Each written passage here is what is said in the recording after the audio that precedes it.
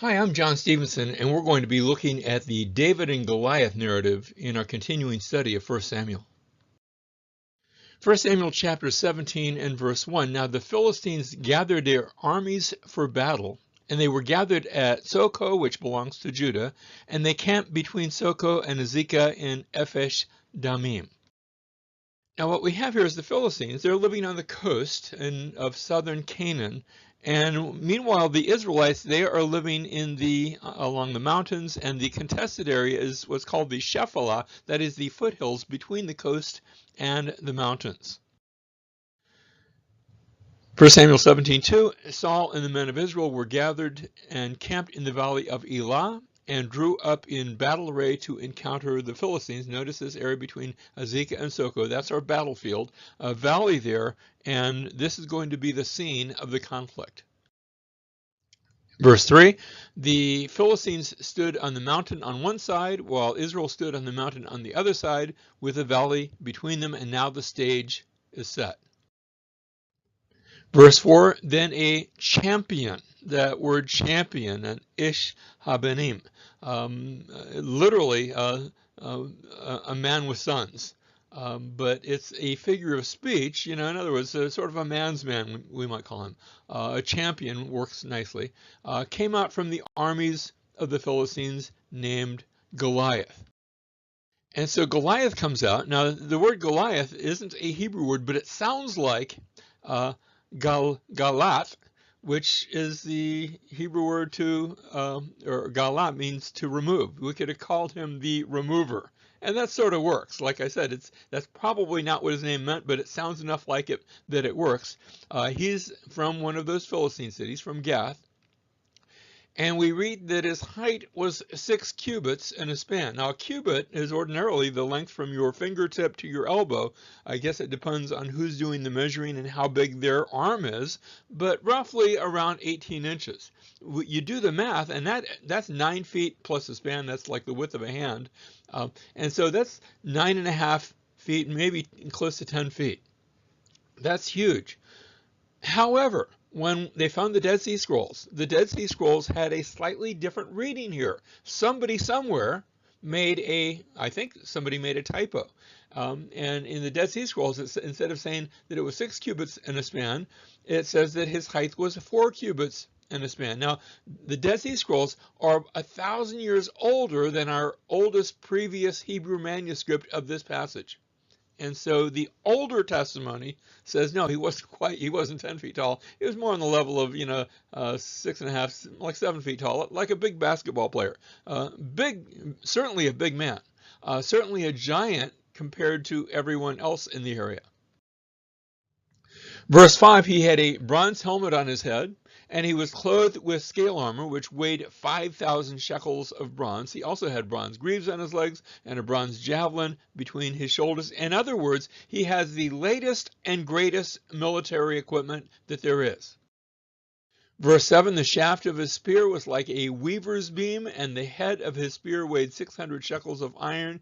He looked like, notice his shield carrier also walked before him, he looked like a walking tank. He had the best armament. It was a two-man operation. You have one man to hold the shield and another to hold the offensive weapons, and both he and his shield carrier, they were quite formidable. We move from the appearance of Goliath to now he's going to speak. We'll see his words. Verse 8, he stood and shouted to the ranks of Israel and said to them, why do you come out to drop in battle array? Am I not the Philistine, and you servants of Saul? Choose a man for yourselves and let him come down to me. If he's able to fight me and kill me, then we will become your servants. But if I prevail against him and kill him, then you will become our servants and serve us. Notice what he is suggesting, that he and a champion from the Israelites each be the representative champion, that they will do the fighting, and that everyone else will just look on and participate in a vicarious sort of manner. That there will be a substitute for each army, that he will be the representative of his army, and that an Israelite will stand forth and be the representative for the Israelite army. Verse 10, again the Philistine said, I defy the ranks of Israel this day. Now that word defy, charaf. It can mean to defy, to reproach, sort of same idea, and the reason I give just a different translation is I'm not trying to translate it differently. I'm going to point out that it has been translated several different ways in this chapter, but it's the same Hebrew word that we're going to see. So defy / reproach. I'm speaking bad about the ranks of Israel this day. Give me a man that we may fight together. And of course, they're seeking to fight. Now, it's not really anything significant about the Hebrew, except that it sounds a little bit like it's like a play on words, maybe. Lacham is the word to fight, and we're going to see in just a moment a Israelite champion by the name of David, who will come from not Lacham, but from Beth Lechem, house of bread. Different word, but it sounds enough alike where there's maybe a little bit of a play on words. Verse 11, when Saul and all Israel heard these words of the Philistine, they were dismayed and greatly afraid. Notice we saw the appearance of Goliath, we saw his words, and now the result, everyone's afraid. And that's going to be the sort of the flow throughout this chapter. Verse 12, now David was the son of the Ephrathite of Bethlehem in Judah, whose name was Jesse, and Jesse had 8 sons, and Jesse was old in the days of Saul, advanced in years among men. The 3 older sons of Jesse had gone after Saul to the battle, and the names of his 3 sons who went to battle were Eliab the firstborn, and the second to him Abinadab, and the third Shammah. And so these are in the battle. The others aren't apparently old enough or strong enough or willing enough or something enough. Verse 14, David was the youngest. Now the 3 oldest followed Saul, but David went back and forth from Saul to tend his father's flock at Bethlehem. Bethlehem is a bit removed, quite a few miles away. It's up in the mountains, whereas Azekah and Soko are here in the Shephelah, the foothills. And David is, they can't just pick up a cell phone. They can't look on Facebook. He is going to be running back and forth. He's the go-to person. Verse 16, the Philistine came forward morning and evening for 40 days and took his stand. So this is a regular process now that is taking place with the Philistine coming and making his challenge. Now we saw the appearance of Goliath, his words, the fear of Israel. Next we see another appearance. This time it's the arrival of David. We just saw that. He comes from Bethlehem. Verse 17, then Jesse said to David his son, take now for your brothers an ephah of this roasted grain and these 10 loaves, and run to the camp to your brothers. Bring also these 10 cuts of cheese to the commander of their thousands. After all, they don't have a logistics department, and so if the folks on the battlefield want to eat, somebody from home has to bring them food. This is sort of a do-it-yourself army. Notice also bring these 10 cuts of cheese to the commander of their 1,000, and look into the welfare of your brothers, and bring back news of them, for Saul and they and all the men of Israel are in the valley of Elah fighting with the Philistines. Well, I don't know how much fighting is going on, but they are there for that purpose. Verse 20, so David arose early in the morning and left the flock with a keeper, and took the supplies and went as Jesse had commanded. It mentions about the keeper because David's going to be asking him, what did you do with the flock? And he came to the circle of the camp while the army was going out in battle array, shouting the war cry. And so he comes on one of these challenge situations.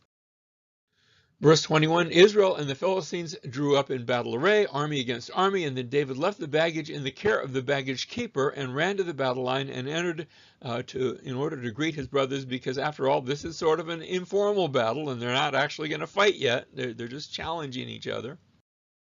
Verse 23, as he was talking with them, behold, the champion, the Philistine from Gath, named Goliath, was coming up from the army of the Philistines, and he spoke these same words. No need to repeat them. It's the same things that we've heard. And David heard them, verse 24, and the reaction is the same. And when all the men of Israel saw the man, they fled from him and were greatly afraid.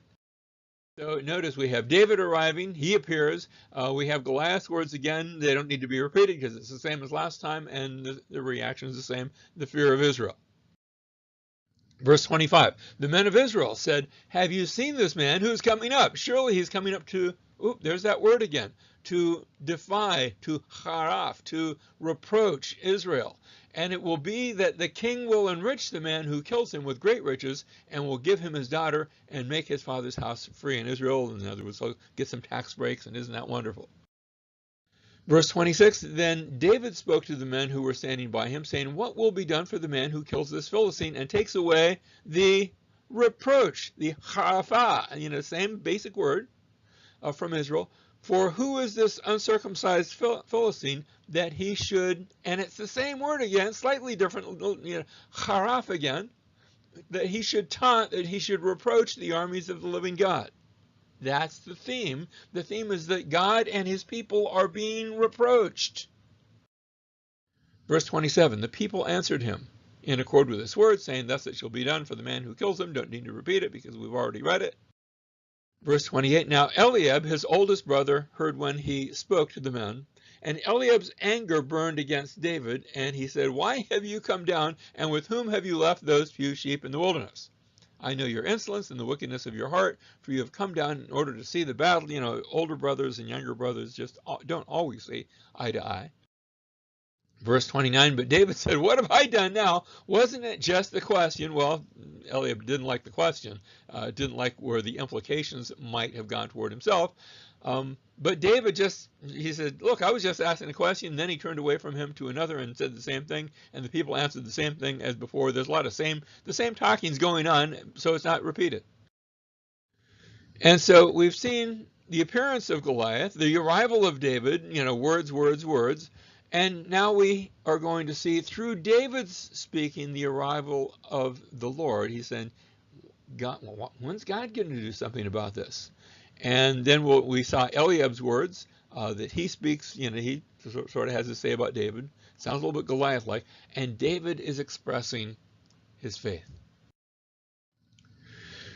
Now, we have Saul enter the picture, verse 31. When the words which David were spoken were heard, they told them to Saul, and he sent for him.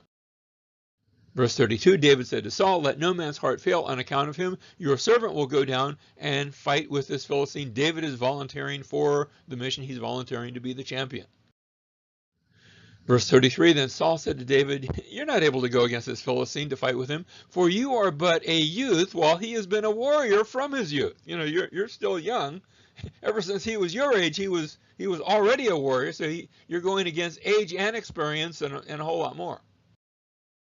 Verse 34, but David said to Saul, your servant was tending his father's sheep when a lion or a bear came up and took the lamb from the flock. I went out after him and attacked him and rescued it from his mouth. And when he rose up against me, I seized him by his beard and struck him and killed him. I do have some experience. Verse 36, your servant has killed both the lion and the bear, and this uncircumcised Philistine will be like one of them, since he has, there's our familiar friend, since he has haraf, he has taunted, reproached the armies of the living God. David is concerned for the honor of God. This is an honor story. Verse 37, and David said, the Lord who delivered me from the paw of the lion and from the paw of the bear, he will deliver me from the hand of this Philistine. Yes, I don't have the experience. Yes, he's a big guy, but God is bigger. God is a lot more experienced. And Saul said to David, go, and may the Lord be with you. Verse 38, and Saul clothed David with his garments and put a bronze helmet on his head. Remember, we said last time that Israel was short on weaponry, but Saul had an ordinance, his own personal armor.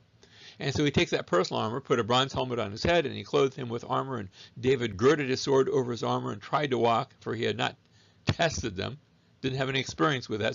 So David said to Saul, I cannot go with these, I have not tested them. And David took them off. Now, by the way, the fact that he put them on tells me that David wasn't this little 5-year-old boy. He's maybe man-sized, but not man-filled out. And he's never worn this sort of thing before, and he takes them off. Verse 40, he took his stick in his hand and chose for himself 5 smooth stones from the brook and put them in the shepherd's bag, which he had, even his pouch, and his sling was in his hand. Now, I want you to know that slingers were actually considered an ordnance. They were considered sort of lightly armed infantry in the ancient world. We actually have pictures, and I'm showing you here one from an Assyrian painting that shows slingers in the military. And so David what he's taking is not completely out of the ordinary, but it's still light armor facing heavy armor. And notice he takes 5 smooth stones. Folks have wondered why 5, and people come up with all sorts of spiritual reasons. And my first reaction is, well, in case he missed the first 4 times. But it might be. It might be that there's another reason. In 2 Samuel chapter 21, verse 22, we read about how these 4 were born to the giant in Gath, and they fell by the hand of David and by the hand of his servants. In other words, that there were 4 other big guys born to the giant. And maybe David is saying, and maybe it's just coincidence, but that he just happens to have enough stones, not just for Goliath, but for these other 4 as well. Well, what we see now, remember David had been concerned with the honor of Israel. That was verses 25 through 27. And Eliab came and said, hey, what have you done with those sheep? And David spoke to Saul, told him the story of the lion and the bear. He was offered the armor of Saul, and now he approaches Goliath, and this becomes now the pivotal point. You see, Goliath comes with his armor bearer. We read in verse 41, then the Philistine came on and approached David with the shield bearer in front of him. So it's going to be 1 against 2, no matter how you slice it, plus the size of Goliath. Next, we see Goliath speaking, and he says to David, what is this? Am I a dog that you come up against me with a rock and a stick? Look at that, verse 42. Then the Philistine looked and saw David. He disdained him, for he was but a youth, and ruddy with a handsome appearance. In other words, he's a nice-looking boy, but he's a nice-looking boy, and this is man's work. And the Philistine said to David, am I a dog that you come to me with sticks? And the Philistine cursed David by his gods. Verse 44, the Philistine also said to David, come to me, and I will give your flesh to the birds of the sky and the beasts of the field. Now, notice that phrasing. I'll give your flesh to the birds of the sky and the beasts of the field. We're going to see that echoed in just a moment in David's words. And so Goliath says, I'm going to give your flesh to the beasts and the birds. And David now speaks about the honor of Israel, because this is going to be an account all about honor. Verse 45, then David said to the Philistine, you come to me with a sword, a spear, and a javelin, but I come to you in the name of the Lord of hosts, the God of the armies of Israel, whom you have haraf, whom you have taunted, whom you have reproached. You cannot do that. I will not abide that. I'm concerned to protect the honor of God. Verse 46, this day the Lord will deliver you into my hands, and I will strike you down and remove your head from you, and I will give the dead bodies of the armies of the Philistines this day there it is again, to the birds of the sky and the wild beasts of the earth, in order that all the earth may know that there is a God in Israel, and that all this assembly may know that the Lord does not deliver by the sword or by spear, for the battle is the Lord's, and he will give you into our hands. This is about God's honor. Verse 48, then it happened when the Philistine rose and came and drew near to meet David, that David ran quickly toward the battle line to meet the Philistine, and the battle is almost over before it begins. Verse 49, and David put his hand into his bag and took it from it a stone and slung it and struck the Philistine on the forehead, and the stone sank into his forehead so that he fell on his face to the ground. Thus David prevailed over the Philistine with a sling and a stone, and he struck the Philistine and killed him. But there was no sword in David's hand, so he doesn't even have a high-powered weapon. Verse 51, then David ran and stood over the Philistine and took his sword and drew it out of its sheath and killed him and cut off his head with it. When the Philistines saw that their champion was dead, they fled. Wait a minute, I thought they were supposed to stick around and be servants to the Israelites. Well, that's been forgotten. Catch us if you can.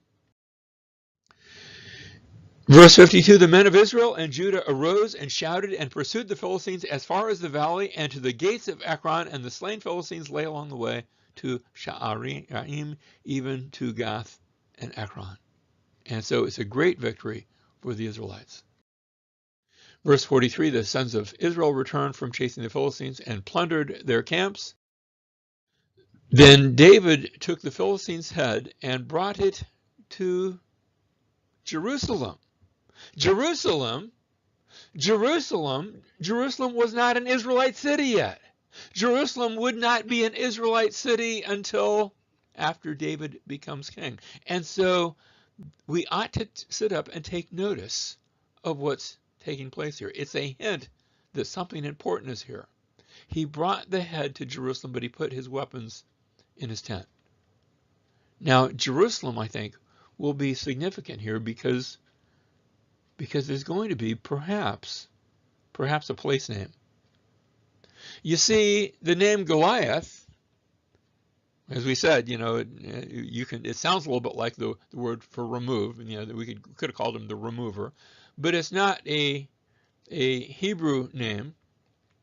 And then if you put a Gal in front of it, Gal is just the Hebrew word for heap, so Goliath sounds quite a bit like the Hebrew word Galath is the Hebrew word for skull. And when you switch over from Hebrew and say that in Aramaic, you come not with Galath, but rather Golgotha, which is mentioned in the New Testament. And folks have wondered, gee, was that a place that looked like a skull? I don't think it did. Instead, could it be that it was named for the place of the skull because David took the Philistine's head and brought it to this place and put his weapons in his tent? You see, he took the Philistine's head. Now, that's not the word for skull. It's just a simple Hebrew word for head, which is Rosh. But that's a familiar word, too, going all the way back to the early chapters of Genesis. Genesis chapter 3 and verse 15, where God had said, I will put enmity between you and the woman, speaking to the serpent, and between your seed and her seed, and he shall bruise you on the Rosh, on the head, and you shall bruise him on the heel. And there's a sense in which that prophecy is being fulfilled, at least in part, here in our story of David and Goliath. And he takes the head of Goliath to Jerusalem, and perhaps a place in Jerusalem gets its place name from that event, the skull. Because the greater David will one day meet the enemy of God to put away the reproach, not just the reproach against God, but our reproach that he takes upon himself. Verse 55, now when Saul saw David going out against the Philistine, he said to Abner, the commander of the army, Abner, whose son is this young man? And Abner said, by your life, O king, I do not know. And the king said, will you inquire whose son the youth is? Verse 57, so when David returned from killing the Philistine, Abner took him and brought him before Saul with the Philistine's head in his hand. He hadn't gotten it to Jerusalem yet. Notice how that was told us sort of out of place because it's so important, but now we come back to the story. In verse 58, Saul said to him, whose son are you, young man? And David answered, I'm the son of your servant Jesse, the Bethlehemite. And so our story ends. Our story ends with David the conqueror, but there's an echoing and a foreshadowing to what would take place still in the future with the greater David and our champion.